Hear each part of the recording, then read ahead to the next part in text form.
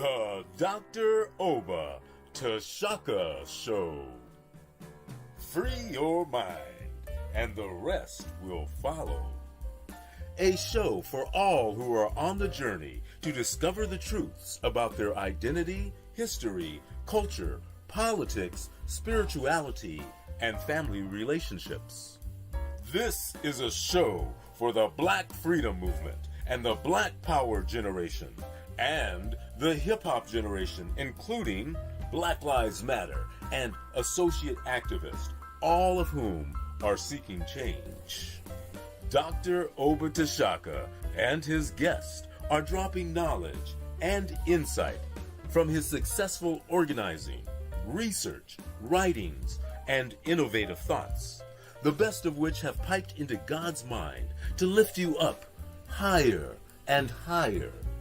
To the bosses, OGs, rappers, influencers, and those looking to evolve from the constraints of misinformation and miseducation to build a foundation for personal growth, love, and mental freedom. Check out the wisdom of the OR. Yeah, that's the original revolutionary, Oba T, who inspired 1 million black men with his rousing speech at the Million Man March, and who continues to fight, write, and speak the truth. Dr. Oba Tashaka is one of the deepest deep thinkers in the world today. A quote by Dr. Asa Hilliard. Dr. Oba Tashaka, then Bill Bradley, was the best leader organizer in the Congress of Racial Equality, CORE. An endorsement from Dr. George Wiley, Associate Director of National CORE and the best organizer blacks produced in the 1970s as the organizer of the National Welfare Rights Organization. The Dr. Oba Tashaka Show. Free your mind, and the rest will follow. Greetings to everyone that's listening to the first show, the Dr. Oba Tashaka Show. I'm really excited about this. I hope that we'll leave you with some things that will be useful in your lives. This is going to be a show that will be coming on at a minimum once a week. I'm also a writer and organizer, and I do other things, so you'll get at least a minimum of material coming out from me and my team once a week. The topic for today to introduce this show is Free the Mind, and your behind will follow. That is, cleaning up the president of Funkadelic, Brother George Clinton. Made a better president than Bill Clinton. We'd still have some welfare here. In fact, we would have some, what would really be called some faring well for people. So the topic is going to be on freeing the mind. I first want to say that this show will be addressing a wide range of topics. History, it'll be dealing with politics, it'll be dealing with family issues, it'll be dealing with healing issues, spirituality, it'll be dealing with global issues. We'll be discussing Black Lives Matter, which I'm very proud of. And anyone who's got eyes to see or ears to hear should see that something's happening with the hip hop generation. There's a big awakening going on, and I'm so happy to see it. And so we'll be dealing with that. We'll be dealing with issues that affect poverty, both poverty of the mind and the poverty that has put a lot of our people into some serious suffering, and not just our people, but people all over this country and all over the world. And of course, we'll be talking about this funky president and the need to get him out of office. And we'll be in our second program dealing with that and the role that blacks will play in this election, which will be a strategic role. So this is an honor for me to have this chance to share some things with my brothers and sisters and whoever else is watching. First thing I want to do is introduce my crew, my team, because anytime you have a program of any kind that's going to work, it takes more than one person. And so I first of all want to introduce my film man, film person, and also videographer, Brother Rojan, Lowell Rojan. And he's a graduate of the California College of Arts and Crafts. And that's the oldest college dealing with this level of skill in California. And he has dealt with film production, and he's received awards from the Black Filmmakers Hall of Fame, and also from the consortium, the Black Film Consortium. He's filmed in Africa, he's filmed in South America, he's filmed all over the United States. And what I like about Brother Lowell Rojan, he likes to be called Lo, he's also a martial artist, is that he's conscious. And what I really like is we got us a conscious team. A lot of times you think you just have someone who's technical and that's good enough. How you see things is also going to be what the camera sees.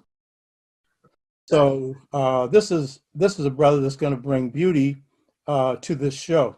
The second member of this team is Brother Cinnabar. Brother Cinnabar, I've known him for a long time. He's been a past member of Woze Community Church, which is an African-centered church, no longer a member of it. And he is a Fortune 500 person who's worked in Fortune 500 companies. He has his own business. And he's pulled me out of a lot of tight situations, you know, where you needed the technical help. I call him and say, hey, Cinnabar. Yeah, brother, he'll be here in 10 minutes. So, you know, we got a team. This is part of our team. And I want to say that I'm really proud to be working with them. Standing in the tiers are a number of great people. Brother James Smalls, who will be coming on at the end of my presentation and saying some things. Brother Smalls is a friend of mine I've known over 45 years. He is a freedom fighter. He is a conscious African. But what I really like about James is he's a beautiful brother. I mean, his words, his walk, and his talk, they go together. And this brother knows so much, and he's so wise, and the hip hop community especially has taken him on as a big book. You know what I mean? You know what I mean? So James, I want to thank him for coming on and sharing a few words of wisdom at the end of this program. And Brother Kaba Kamene is also on, and he's also one of my favorite people who push conscious African-centered thought. And he and James Smalls, they are the people that particularly the youth look up to, particularly, though they speak to a much broader audience, but especially speak to the youth. And this program here, this is a program that addresses both the Black Power and Civil Rights generation and the hip hop generation. I don't just want to talk to the choir. I want to talk to many of those that we're not reaching, and particularly the young. And I know James and I, we were talking about the same thing, that's very important. So Brother Kaba is a brother that I really love. He does beautiful work, and people love him. Third person that'll be coming on is Brother Ustadi Kadiri, former student of mine. He's a member of the Pan-African Peoples Organization, a leader in it, and is one of the people that has run our school, the African Children's Advanced Learning Center. He's a mathematician, a skilled printer, and a skilled mechanic, and a master organizer. And he'll be speaking on this awakening system that is going to be the central point of this opening discussion. So, Brother Ustadi, glad to have him on the program. So, this show is a show that will have the technical support of the two people that I just referred to, but the other support that we're going to have is the audience, because as I see it, the people who view this are going to have a say-so in what we do, because this program is set up to address your concerns, your needs, and to provide some solutions to those needs. And so periodically, we're going to do an open mic or an open thing where you can click in questions where we'll be asking you, what do you think of the show and how can we improve it? And as an organizer, this is a thing that we always do. And as a scholar, we do that too. But to me, this is very important because a lot of people who do shows, they do shows about themselves. And they're not addressing the issues that people are concerned about. So this is our concern. This is especially my concern. The Bambara people of West Africa, these are a people that live close to Mali and the Bangaderia Cliff regions. The book, The Seventh Son, in it, Malcolm's family had a family reunion after he died, and they discovered that he had a great ancestor, great-grandfather, great-great-great-grandfather named Ajar. And Malcolm's sister speculated that Ajar was probably Bambara. And a lot of my people come from Louisiana. There's heavy Bambara influence in Louisiana. The Bambara are warriors and cultivators and also skilled people. And Malcolm's great-great-great-grandfather was a master builder and a warrior. Bambara are bad fighters. And that spirit was passed through Malcolm's family. The Bambara have a saying, and they say that, and pretty much this saying reflects how African people think about the subject of morals. Most people would say the worst thing you can do is commit the crime of murder. And certainly that's a terrible thing.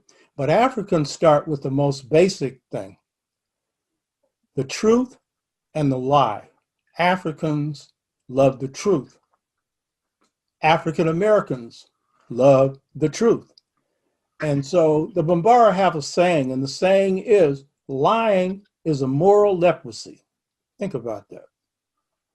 You can't think of a illness that is harder to look at and probably more painful to go through than something that just, wipes you out. And so what they're saying is lying's a moral leprosy because they say it is an act against yourself. It's an offense against yourself. And the reason they say that is because we all have God within ourselves. And God is free of blemishes. The Yoruba, in describing God, who they call Olodumare, they say Olodumare is the one with superlative character. Superlative means someone without blemish, someone without fault. And we certainly know God doesn't lie. And God lies within each of us. So think about it. A people who hold truth as just as natural as breathing, and lying is so bad that it cuts you off from yourself. I say that to say that I'm a human being. I'm not perfect. I have my shortcomings. I work on them. But anybody that knows me will tell you that I don't lie. And I can't stand liars, And what I'm saying that to say is this show's committed to the truth. And we don't care who we unmask. Anybody that knows me, they know that If you want to hear me, you're going to hear the truth. James Small's the same way. Copper's the same way. Brother Ustadi, who's going to be coming on, the same way. Black people the same way. Your mama tells you don't lie. You know, most black mamas, the most important thing they can say about a child is, I got a good child. Not, they got a lot of money, you know, they got a lot of character. That's the thing that matters most. Now, some of us have departed from that way. Some of us, it's the glitz that matters. And that's all that matters. That's not our way. So this show is committed to that. It's committed to the truth. And of course, I know that we live in a society that is dominated by the European or Euro-American. And so there's even a question about, is there a thing called the truth? Yes, that's a white boy's view. We all know there's such a thing as a truth, and we know there's such a thing as a lie. And one of the lies is sitting up in the White House. And another lie is the very constitution of this country, that all men are created equal, you know, when we were excluded as human beings. So this country's founded on lies. So this show is dedicated to telling the truth. So what I want to do is, as an introduction to this, is just go through a little bit of my background as a tie-in to how the themes of this show is going to work, and particularly the theme today, free the mind, and the behind will follow. So first, just as a little comment, because there's a way in which I'm identified. And so you need to understand that. Usually when I'm walking down the street and brothers have come up to me, you know, they see I'm older. And so, you know what they're going to say. They're going to say, hey, OJ, how you doing? You know what I mean? And I smile because I know this is a thing that they intend to, you know, confer as a compliment on me, as a honorific title, OJ, OG. And I say, you know, I look at them. So I say, thanks, brother. I know that what you're saying is meant to be a compliment, and I appreciate it. And I said, yes, I am original. Original gangster is the term they mean. OG, I'm original. Yes, I am. And I know by that you mean old, but guess what? I am original, just like you are. And I said, but in fact, I'm not an OG. I'm an OR. I'm an organizer. So this is my way to get a message across. So I wait for the answer or the response, and I always get the same one. What's that? OR. What's that? I said, well, my name is Oba T. I'm not an OG. I'm an OR. Oba T stands for Oba Tashaka. I said, I'm an original revolutionary. And I said, as an original revolutionary, I ain't no gangster. So because I ain't nothing original about gangsterism. I said, gangsterism is foreign to African people. For 100,000 years, we didn't have no gangsters. If we despised a lie, do you think that we would have societies where you had gangsters? We didn't have them. I said, but then I go on and I explain, you know, say, hey, brother, but guess what? The original gangster is the ancestors of these people right here that put us in the position we're in. The great, great, great, great, great, great granddaddy of these so-called founding daddies of this country and the people that make it up. I said his name was John Hawkins. And John Hawkins had him what he called the good ship Jesus. And John Hawkins came to Africa and lied to Africans and told them that if they came to the New World, that what they would get was a house and land and they'd be all right. And then, of course, he engaged in kidnapping. So he was known as a gangster. He was called the Sea Dog. Sea Dog was a term for gangster. I would add to it Sea Dog gangster. And so what he did is kidnap a whole lot of Africans, 2 to 600, stuff them on the good ship Jesus, pack them in like sardines, which became what was called the triangular trade, where they take people from Africa to the Caribbean, the United States, and exchange for sugar, other commodities. So this was the beginning of what we call the slave trade. So I say that because I'm an original revolutionary. And my perspective, which is a perspective that was developed over time, comes from that standpoint. And that means somebody who is trying to produce change through my thoughts and through my walk.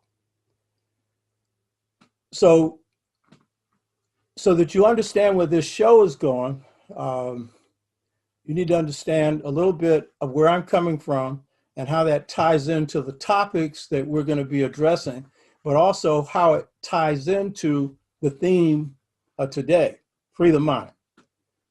I'm an organic scholar. I'm a spirit warrior scholar. That's a lot to take in. But I'm a spiritual person. I'm a person that has spent 61 years in battles, in struggles for Black liberation, and years as a scholar, 61 altogether. So that does make me an original revolutionary. So as an organic scholar, what does that mean? Brother Kaba, a number of years ago when we were talking, he made the comment that he has a PhD from Lenox Avenue. That's his PhD, you know what I mean? And I had to laugh because while I have a PhD, I got it late in life. My real PhD is a PhD that comes from Fillmore, the Harlem of the West, you know, where you had a rich Black community, smaller than Harlem, but it was a Harlem of the West. And by organic scholar, what I mean, first of all, is that as a scholar, my scholarship was gained from the grassroots. It was gained from the streets. And the university for me was a Black freedom movement. My teachers was my people's culture, number one. It was my people's culture that woke me up. And this is the key thing. The system that I'm going to be sharing with you, at least the introduction to today, is a system that comes out of an awakening that I experienced, but an awakening that Brother Malcolm X experienced, an awakening that one of the greatest, in fact, the greatest leader in the 20th century that most people watching this haven't heard of, some have, Amilcar Cabral. He underwent. It was a freedom of the mind transformation. And that could only occur for me through an organic experience. That is an experience in the Black freedom movement. And that freedom movement taught me, first of all, that I was asleep when I thought I was awake. Thought I was thinking when my mind was on remote control. I often say I was an automatic double O soul Negro, an automatic pilot, thinking someone else's thoughts while I thought I was thinking my own, until I underwent an awakening. And it was the culture that woke me up. A brother named Norman Brown, who comes out of the place where Zora Neale Hurston was born, in all Black town. Here I've been raised in the Bernal Heights, born in the Fillmore for 7 years, but raised in the Bernal Heights where I saw nothing but white people, except in my home. I was given plenty of Blackness in the home, but every teacher I had for 12 years, and for 4 years of college and 2 years of law school, white. So my mind was on the plantation, but I didn't know it. So it's the awakening that I underwent that Malcolm underwent, that Cabral, that a number of our people underwent in the course of struggle, through an organic struggle, through a battle that enabled me, through freeing my mind, to then begin the process of real education. So I had to throw out the miseducation, and I had to go through a new education. And that education, because at that time we didn't have Black studies, and even if we did, it wouldn't have been as good as this one. My university was Marcus Bookstore. My professors were Julian and Ray Richardson. And Ray Richardson was, for me, Big Mama. When the FBI denied me work, Ray got me a job. She said, hey, he just got married. The man needs work. I'm going to tell people something. The real secret weapon in the Black community, the Black man's bad. I'm a Black man. I think that, you know what I mean? You're supposed to say that. But the baddest weapon that Black people have is the Black woman. You hear me? Because that Black woman is the one that carries your culture. She's the one that teaches your culture. And she's the one that will stick with you longer than anybody else, not just your mama, but a whole lot of others. And so it was a university of the Black community, and particularly Marcus Bookstore, because as I underwent an awakening, then I understood that if I'm going to lead, I got to read. You get this one. I'm saying this to the hip hop generation, because I know you all love all the stars on YouTube. But Kaba and I, we were talking a year and a half ago or so, and he said, yeah, he loves the love he gets, but he says he wishes that people would read more and have more people they look to. But just don't confine yourself to what somebody says. Think for yourself. And so the thing about the Academy of the Black community that makes it organic is it's like nature. It's interconnected. So the struggle we were engaged in was a political, it was a social, it was an economic struggle. And that shaped who I became, and it also shaped my scholarship. Now, I also want to say this, that in the Black freedom movement of the 60s, and I joined it in 1960, the two most complex battlefields in the freedom movement was New York and San Francisco, because it had the most diverse ethnic mix. And in the case of New York, of course, it's a headquarters of capitalism. And it has a mean, vicious police department. So anything you do, they're going to sick them on you. Spies, boss, they were all over Malcolm's organization and engaged in part in his assassination. That was FBI, CIA, directly orchestrated. They had spies from Boss. In fact, the guy Gene Roberts, who administered breath to Malcolm after he was shot, was a spy for Boss and became later a spy on the Black Panther Party. So these two theaters that were most complex was New York and San Francisco. I want to say this. My thought has evolved as someone who's an organic scholar out of the movement. So it's the complexities of the movement that has shaped the complexities of my thought. And so San Francisco was the second most complex theater, because next to New York, we had the most diverse ethnic mix, the largest and oldest Chinese American community, the only Japanese American community, a huge Latino community, heavily Mexican. And I went to junior high school in that community and knew it. And then a Black community, the base of which was the Fillmore. That was the most conscious community in the 60s. And then because the freedom movement was a movement of young people, just like Black Lives Matter today, you see all these young people. And so we had to know the youth. And so part of the youth that we engaged were college youth, UC Berkeley, San Francisco State.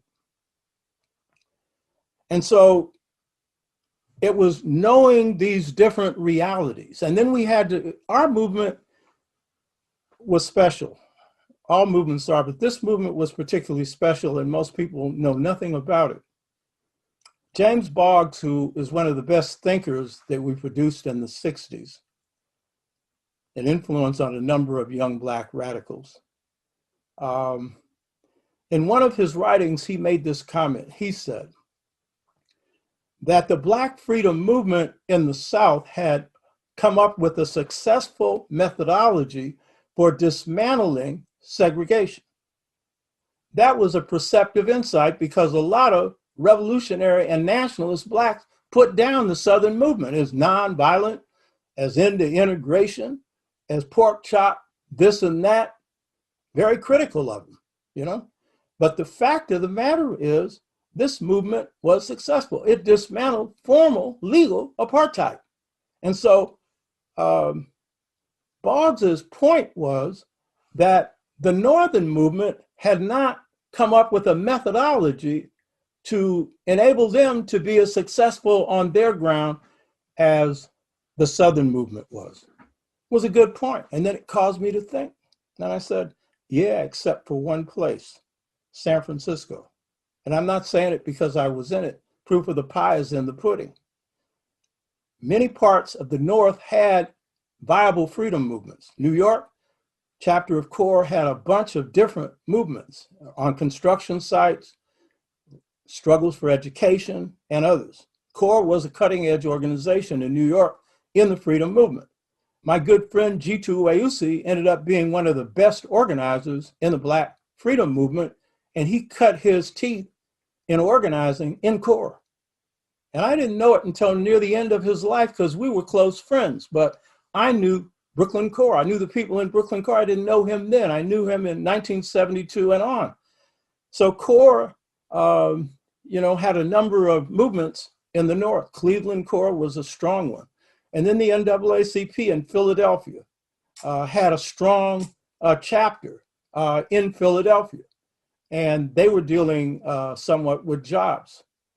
So there were movements in different parts of the country. Gloria Richardson in Cambridge, Maryland, a SNCC organizer. But the San Francisco freedom movement is the only movement that mastered this complex urban environment. And it is the only movement that took on economics as the issue. The Southern movement, the issue was the vote and the end of segregation. And they found a series of jujitsu tactics that worked. The march that now Black Lives Matter is using. The march got you voter rights legislation. I was on that march, Selma to Montgomery. I was arrested in Selma. That was effective. That was King. King was not an organizer. He was a mobilizer. He was into the march. And then the march in Birmingham. That was King's best organized campaign. And that got you the Civil Rights Bill after Kennedy was killed. And so Boggs' point was the Northern movement had not come up with a methodology that would work. We did, in part because we recognized that Southern movement drove the Northern movement. We respected them. One of our members, a leader before me, went to Birmingham in the height of King's campaign. His name's Will Ussery. Will's 11 years older than me. He stepped down as chair, and then I assumed chair in 1963. Will is absolutely brilliant. He went to Birmingham for one reason, to figure out how King put that movement together. For one reason, to figure out how we could build a Black United Front. And we had one of the few successful Black United Fronts, and we called it the United Freedom Movement. And once we built that, it took movements, because our movement was a 6-year movement. It took movements that were 300 people in size to 10,000. We had the largest Northern urban movement. I was the principal leader of it, but Will, he figured that out. This movement, this San Francisco freedom movement, was able to master its complex environment for a number of reasons. We had a lot of smart people. Most movements did. But the key thing about our smart people is we buried our ego. We had no ego problems. This is real key. Most groups in the movement had ego problems. The FBI could then come in and play off of them. So this was key to our success. So the key thing about this movement for us is it woke me up. It woke a lot of other people up. And so that was the key to its success. But we succeeded in defeating an entire economic power structure, an entire economic power structure, thousands of jobs. And because of the undying love that our people have for each other, and this was true throughout the movement, the Panthers had it, King's organization had it, all these organizations had it. It was an unspoken rule that the jobs that were gained was not for us. And we had unemployed people in our group, but no member of our group took a job. We were fighting for the people. So I'm saying that to say this organic movement shaped my thinking. As I woke up and started hitting the books, the first thing I knew is I had to know my enemy. Because in war, once I woke up, I knew that I was in trouble. I didn't know myself. I didn't know my enemy. I'm headed for defeat. But that wasn't why I started hitting the books. I hit the books because I realized that I thought I was thinking and I wasn't. And when my mind was opened as Malcolm's was, when Reginald came to him and got him, as he said, to think his first free thoughts, I experienced some mental freedom. And at that point, I wanted more. That was the primary motive.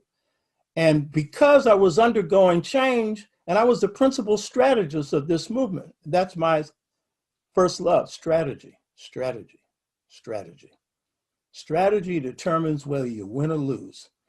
And so as my mind shifted, my philosophy and attitude and thought pattern and behavior pattern shifted, I began to think differently than the system so that I could think outside the bag and become more unpredictable. So that this awakening contributed to my own success and the success of many others. So that this movement was key as an organic movement in waking us up. So in the course of the organizing of this movement, I gained skills as an organizer. It led me to write 2 books: The Art of Leadership, Volume 1, which took 10 years to write, and The Art of Leadership, Volume 2. And so on this show, we'll do some leadership training. And in fact, I want to do intergenerational leadership training where we bring in some people from Black Lives Matter and some of the people who have been active in the movement over a long time, and we exchange ideas. And so that's one of the things. But these books were written based on the experiences of battles, 30 years at that point, now it's 61. So my scholarship has been a reflection of my organizing. This is this organic scholarship.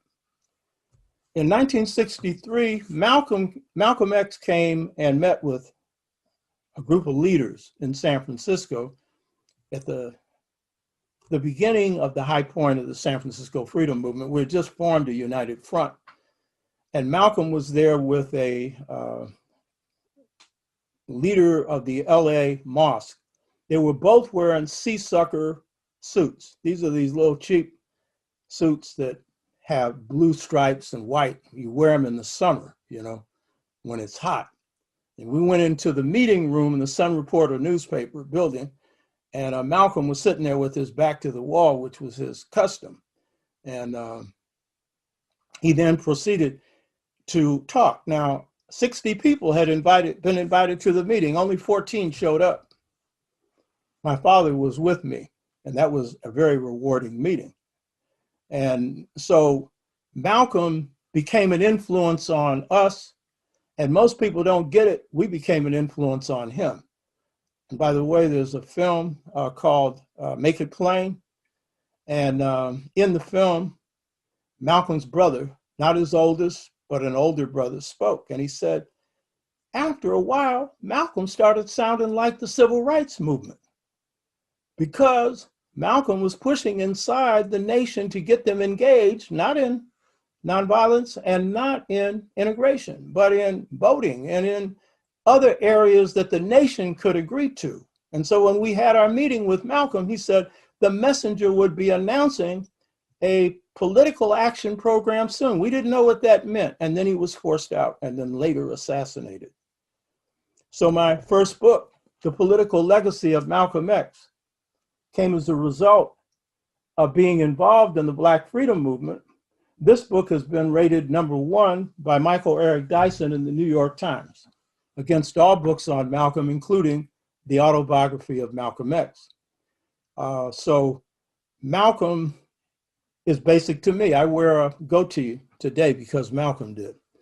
When Malcolm died, I cried more than when my father died. And it's not because I loved him more. His death was tragic. 39, assassination. My father at least lived to an older age. You know, I cried too when he died, but not as many tears.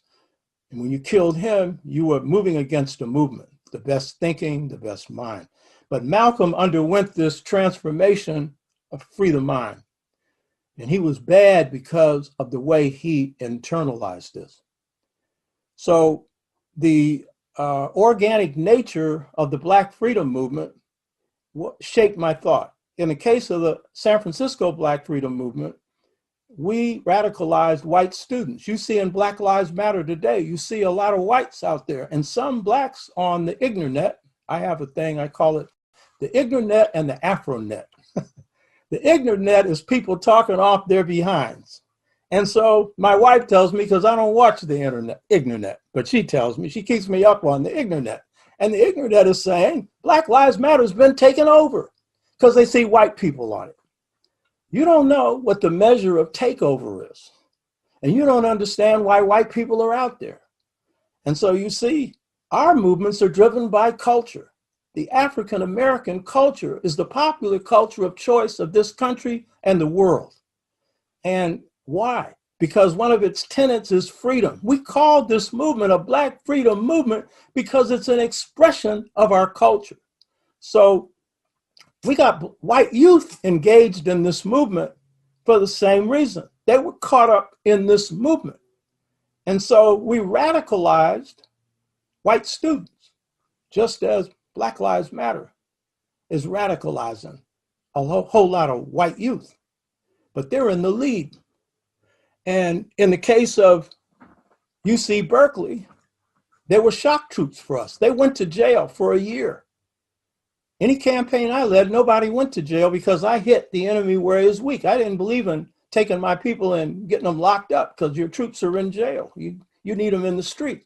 But the other organizations did that, and I supported. I went to jail 16 times, but they were campaigns other people led. And so after a year of them going to jail, they got radicalized, and they went back to UC Berkeley. And when they wouldn't let them pass out civil rights literature, they raised a ruckus, and they moved to take some power at UC Berkeley. The Black Freedom Movement radicalized the white student movement, and it wasn't just us. SNCC did the same thing with the White Student National Organization. And the Black Panther Party had a major influence on the Weather Underground through the Black Liberation Army. The Black movement in this country leads all others. And so in the course of struggle, I got a lesson in how America works.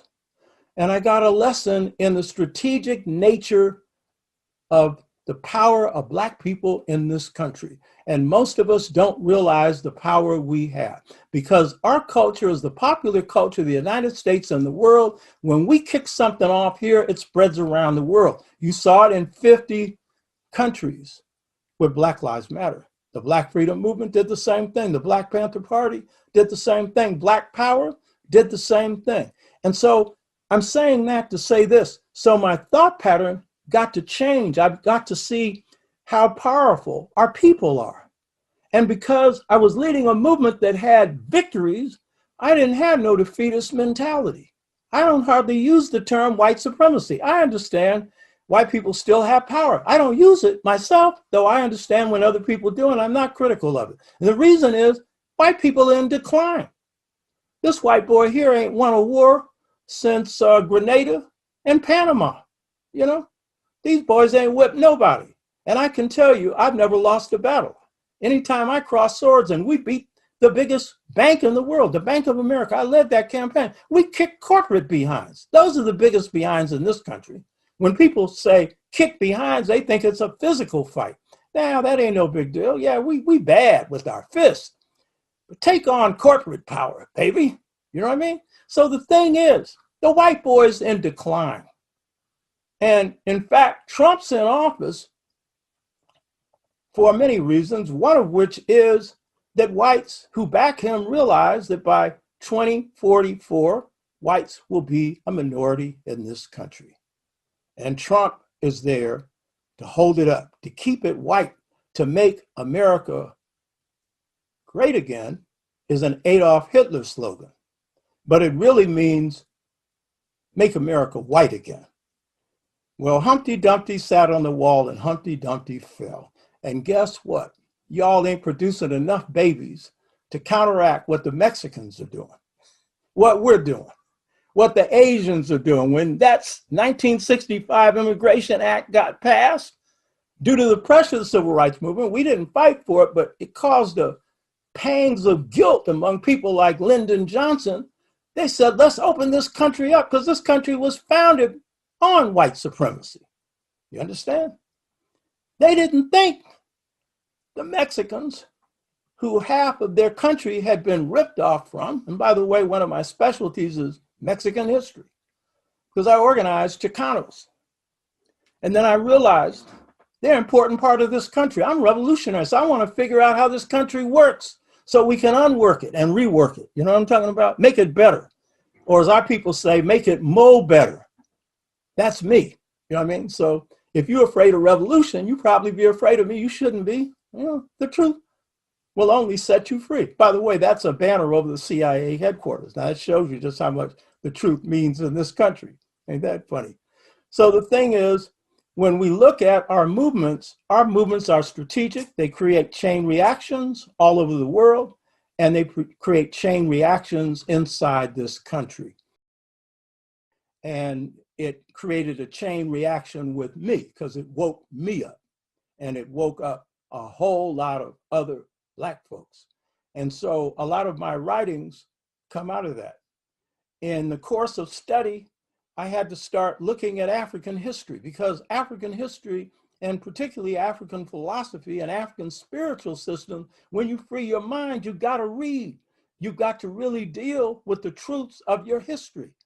And so it led me to think deeper and to think in an African and a new African or African American way, because both of our cultures are aligned. And that's the thing we'll cover in this show, African American culture, something we neglect. Got the greatest culture in this country, and by the way, the most complex, and yet we neglect it. We need to study it because it's the jewel in the crown.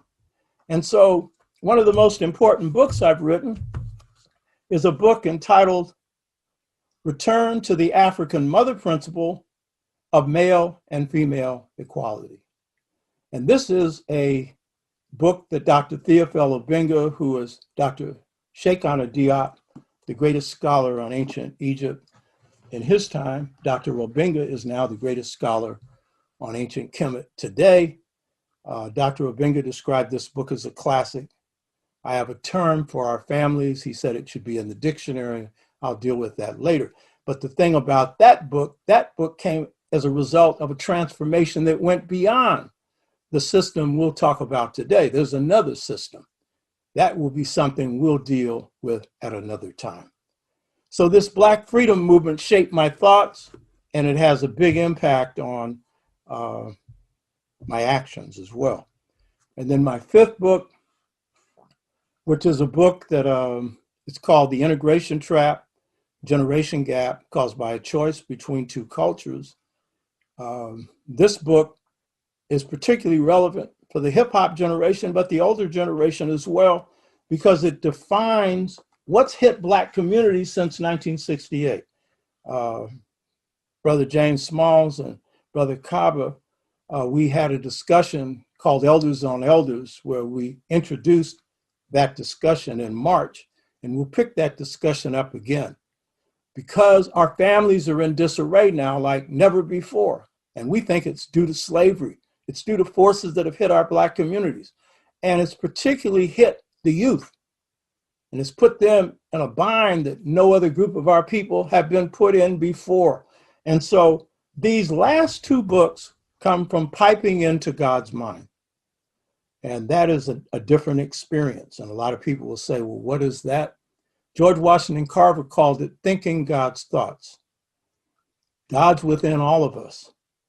And sometimes in humility, when we have problems that we can't solve, and I'm not talking about personal problems, because you're not thinking God's thoughts if it's just you. It's got to be bigger than you. If you're thinking about and concerned about the cause and condition of Black folks or of humanity, and you haven't got the answer and you've been working on it, then sometimes God comes through. And in the case of George Washington Carver, he came through for him all the time. Greatest scientist in the 20th century. Einstein said he was the second best. Henry Ford said he was the best, but I don't go on Ford. Ford gave him a blank check. He could have put $1 billion on it and got it, because Ford would have made $100 billion off of him. He said, no. He said, Booker T asked me to come here, to Tuskegee, and I think I'll stay a little bit longer. And Booker T had been dead in the grave for who knows how long. And in fact, he didn't care about money. He didn't care about money. He said, if I go work for Henry Ford, my people won't get credit for it. He wanted to work for his people, but he piped into God every day. I've just had two pipe ins. He had them all the time. Bad brother, in our culture. Good. So I'm saying all that to say this. Movements for social change not only systems, but they change the people who are engaged in the movements. And one of the first things that they change is, in the Southern movement, this idea of fear. People throw off fear in movements because fear is artificial. And I would say in everybody's human growth and development, fear is something that you need to wrestle with and understand it's a myth. We were not born in fear. Fear is instilled in us. God is not someone who operates on fear. That's false teachings. God's unconditional love. And so movements promote growth. But as I said before, movements promote changes of the mind. And so the main thing I wanted to get down to today is a system for changing the mind. And all I'm going to do today is talk about why it's necessary. And some people have seen some stuff that I've done on YouTube called 6-Fold Stages to Mental Freedom. And some have gone through a course, a 6-day course, 2 hours each, going through stages of mental freedom. And that's good. But that is just an introduction. That is just an outside explanation. But to really get this, there is a process that you have to go through. And the thing that distinguishes this show from most other shows is the foundation for this show is going to be the process for transforming and freeing the mind, body, and spirit, the whole person. And that will be a process that we'll work on over time. And so as we go through shows, some of them will be on history, we'll be looking at, well, okay, how do you apply that to yourself? Carter G. Woodson, who's our master teacher, master historian, master scholar, he wrote a great book called Miseducation of the Negro. And it's a classic work. That's a rare work. And in this book, to paraphrase him, he said,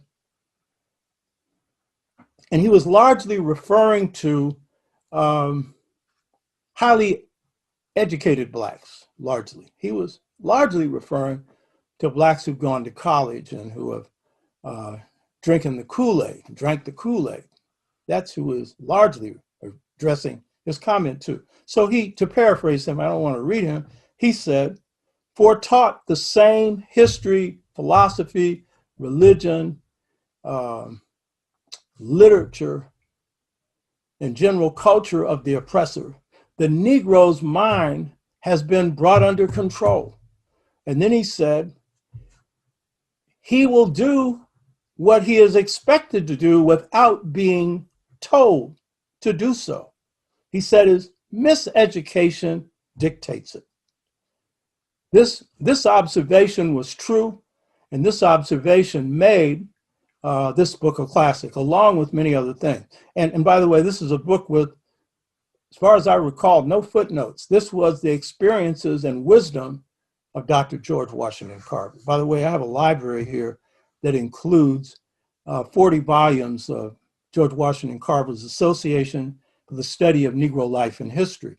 And it's research stuff that his organization did. He's written all kinds of books for children and for everything else. So he was right in that he was saying that the basis for miseducation is misinformation. That's basically what he's saying. He's saying that fed the same information that whites have used to educate themselves, and for blacks to take this on, then their minds have been put on automatic pilot and remote control. And so we know what that history is, a history that you contributed nothing to humanity or civilization.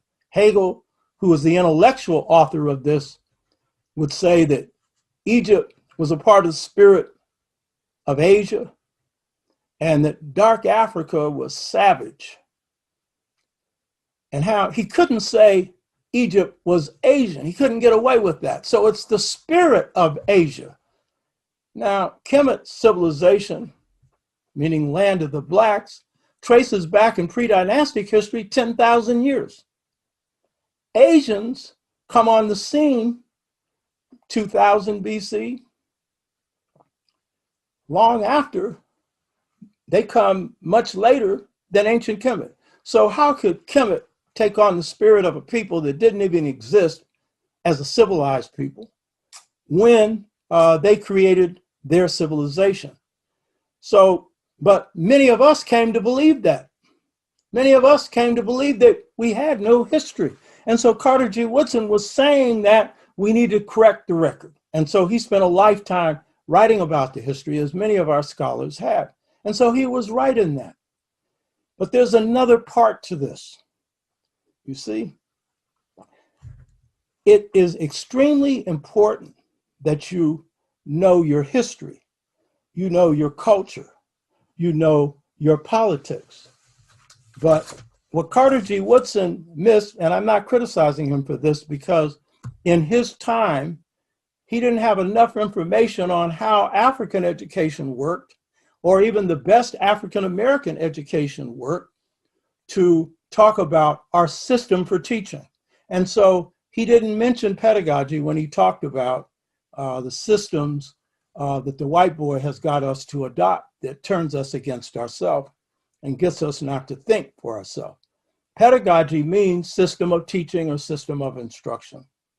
In ancient Kemet, the symbol was Seba, S-B-A, and then we don't know how the people spoke, but so the vowel has been added, E, S-E-B-A. It means star, and it means the light within and bringing it out. And that is the Kemetic conception of education.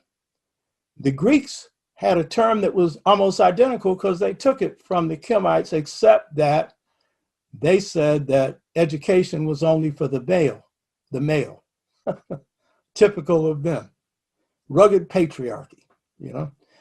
So we now know some things about this process of education to know this. It's not only the information that you get, it's not only the African and African-American truths that you get about your history, your philosophy, your religion, all of your systems. It's not only what you teach, but it's the way you teach. And the way you teach, if it is in conflict with what you teach, can wipe it out, because you can end up parroting a lot of stuff that sounds positive. But if the way you've learned your system is the same as the system that has been used to oppress you. Even though you think you've been liberated, your mind is still incarcerated. This is the key thing I really want you to get. Dr. Theophilo Benga has put it this way, because he's conscious of this. He said, we got a problem. We have African-centered thought and a European methodology. He said, that's a problem. Big problem. Most of us don't know how to get out of it because the more fully entrenched we have been in their system, then the harder it is for us to see a way out. You understand? And so it's the way out that's important. Now, we've had people like Paulo Freire who talk about the problem of Western education is banking. They drop information on us and we feed it back. That is a problem in Western miseducation. He's right. Yeah, we get information and then we regurgitate it and feed it back. And so I was in Tanzania years ago. There's a brother named Mzee, and he had a saying. He said, ask an educated Black person something and he'll quote you something. Ask a Black person who's just off the street and he'll give you his opinion. And he'll usually act like he doesn't know what he's talking about. He'll play Brer Rabbit on you. You know what I mean? And if you fall for it, you have really fallen into the pit and lost your mother wit. You understand? So what's the point?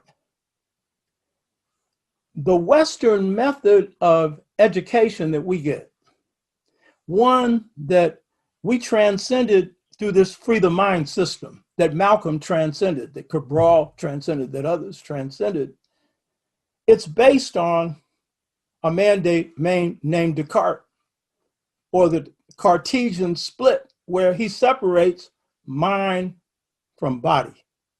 And what ends up happening in Western education is all they teach us is to the mind.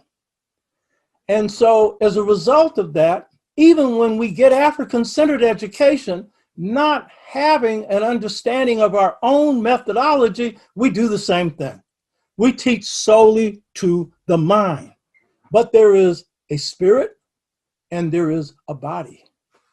And so here's the point that I want to make, and this is the fundamental point, that if we are going to know something, knowing cannot be separate from being. So in ancient Kemet, Ma'at is described in many ways, but one of its most important ways is as truth. I will focus on that. It was harmony and many other things, but truth. So if we say we are following the way of Ma'at, and we quote all these things, harmony, truth, justice, balance, right order. But how do we know Ma'at? We know Ma'at by being Ma'at. Going back to the beginning of the Bambara, hating the lie, seeing it as a moral leprosy. How do we know the truth? We know the truth by being the truth. And so Western thought deals only with the knowing, not the being. And here's the deal. When all you have that you're teaching to is the mind, and you take the spirit out and you take the body out, then you're easily controlled. Get that one straight. And a Black person can do it as well as a white person and not even know it. Because when you free the mind and the behind follows, then what that means is your spirit follows. Brother Smalls has a saying, he says, if I don't feel you, I'm not with you. If my spirit don't get you, I can't work with you. He come from South Carolina. Because he's thinking also with the spirit. You understand? So some of us are already grounded in this. But the fact is, the more miseducated we are, the more we're pulled away from this. We're either thinking somebody's thoughts like I was when I underwent my awakening, or we think we have deeply immersed ourselves in knowledge, because at that point I knew nothing about Africa, but now, you know something. But are you being what you know? That's the thing. You hear me? You don't know the truth unless you be the truth. And that's not easy. That ain't easy because we all got contradictions. You know what I mean? So the thing is, that's what this free the mind is about. It's about freeing the spirit and it's freeing the behind. And I'm telling you something. Those leaders that had this, those groups that had this, those people that have this, those individuals among our people that have this, then they're in a much stronger position than those that don't. If organizations, I'm not going to name names, but if some organizations that had this methodology, which we're going to take you through at another time, then some of the things that happened wouldn't have happened. You hear me? Because when you have people in control of their mind, spirit, and body, nobody's in control of them except themselves and God, who is within each one of us. So this is the key point. I want to take a few examples. Muhammad Ali. He said many times, I am the greatest, even before he had knocked anybody out. But remember, he had over 100 fights by then. He was a golden, Golden Gloves boxing champion. And he had also won the Olympics. He wasn't talking out of his mouth. But the point is, he proved that maybe he was the greatest heavyweight.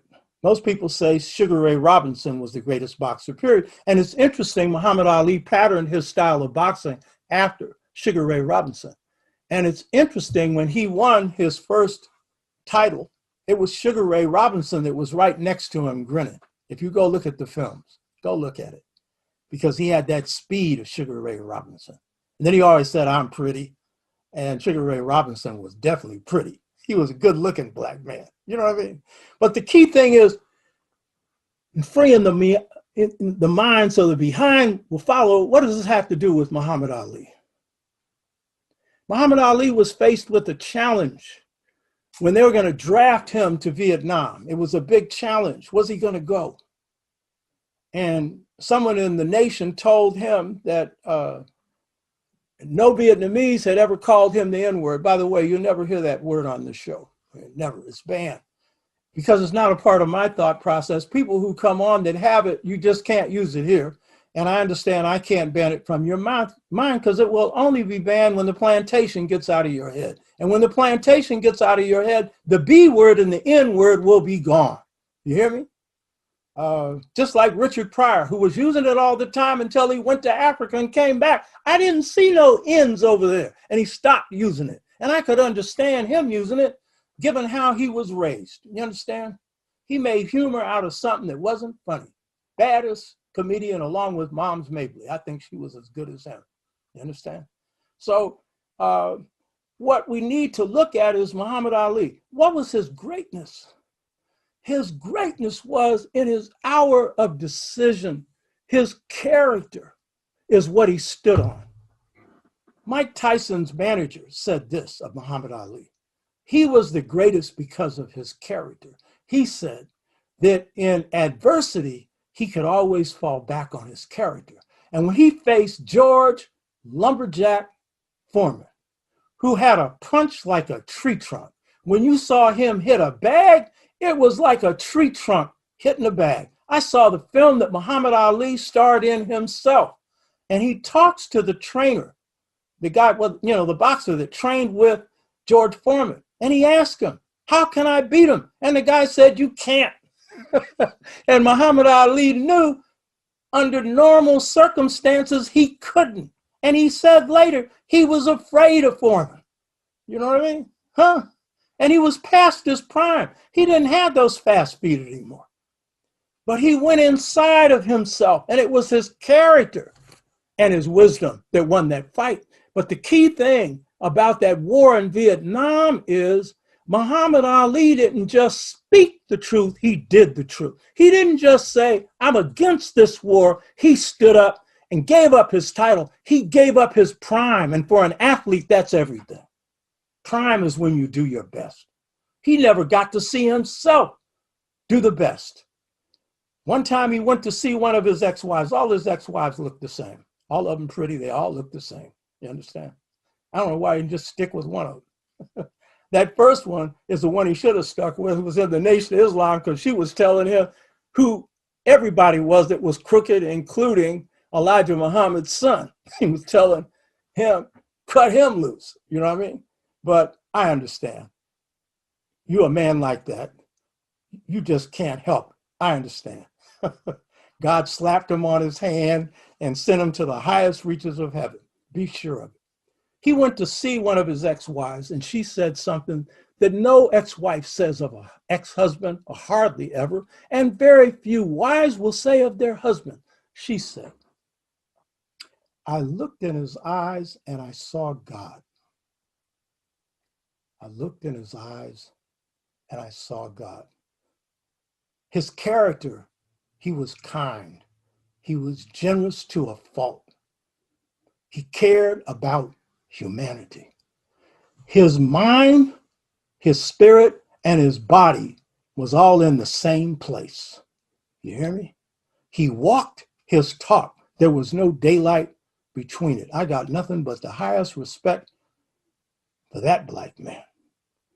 El Hajj Malik El Shabazz, and I'll end on this one.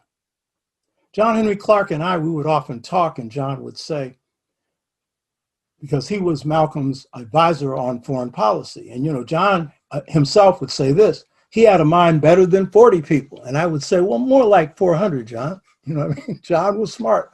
And John was humble. John was not arrogant. And John was smart. But he was also wise and humble. But he said this of Malcolm, and many others have said the same thing. He was the best mind. He didn't say that we produced. He said the best mind produced in this country. And I would qualify that and say the best political mind. That's what he was good at, politics, history. But what was the secret to Malcolm's brilliance? Was it IQ? I don't think that IQ amounts to too much of anything, you know? Obama had 140 IQ. He said he was the smartest person in the room. Well, look who's sitting in the White House right now. You understand? You underestimated the dummy, because the dummy knew other dummies.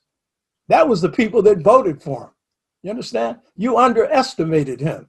You understand? So I don't think that IQ measures too much of anything. And in fact, the eugenists, the people who deal with lobotomies and stuff like that, think that other people are inferior, they created the IQ test. I think that intelligence is really demonstrated by how you negotiate life, how you handle crisis, the wisdom that you show, and of course, the character. And of course, if we wanted to do an IQ test, let James Smalls or Copper or John Henry Clark was alive, let him or one of our other scholars come up with a test, and we'll see who passes it. See how many white people pass it.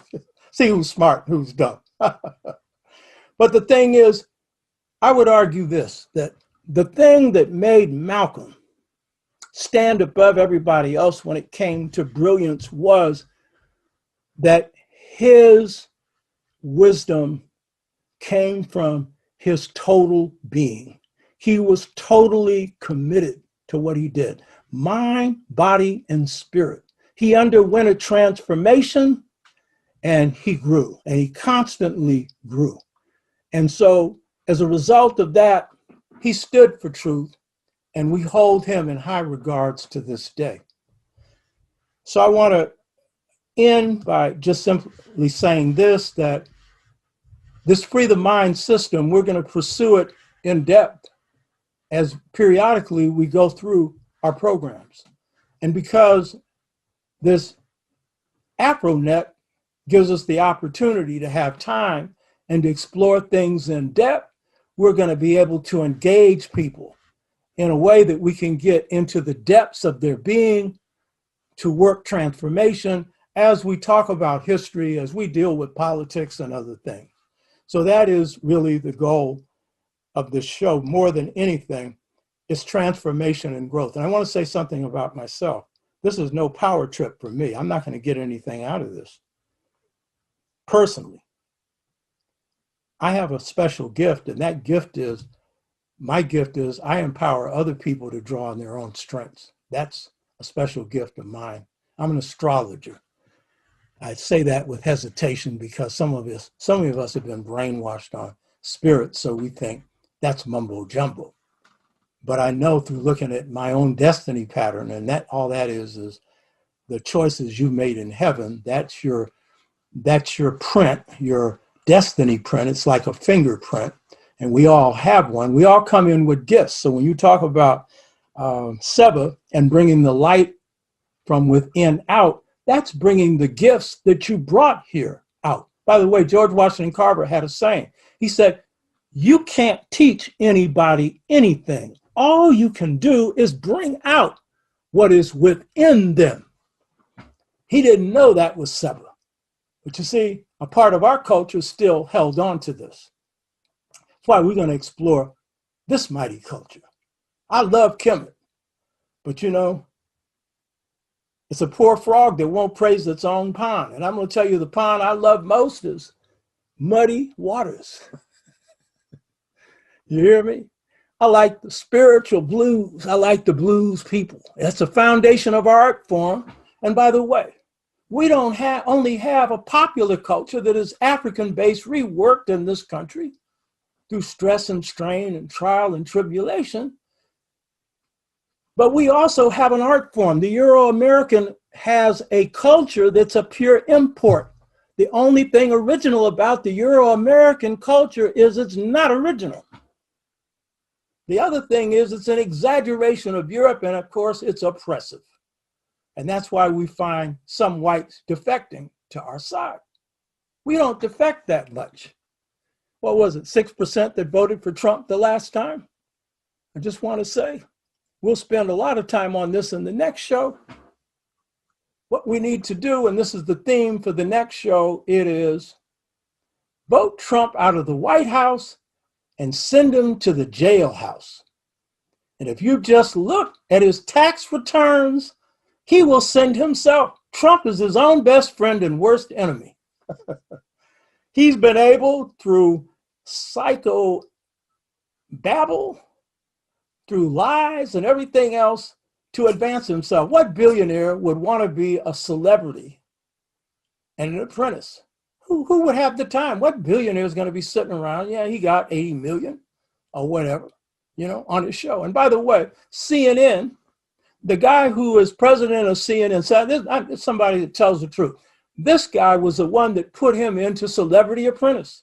And this is the guy that opened up the microphone at CNN once it became clear that Trump had a following in 2016, so that every Trump rally was covered. When Bernie Sanders wasn't. When Hillary Clinton wasn't. You understand? And then they pretend to be objective.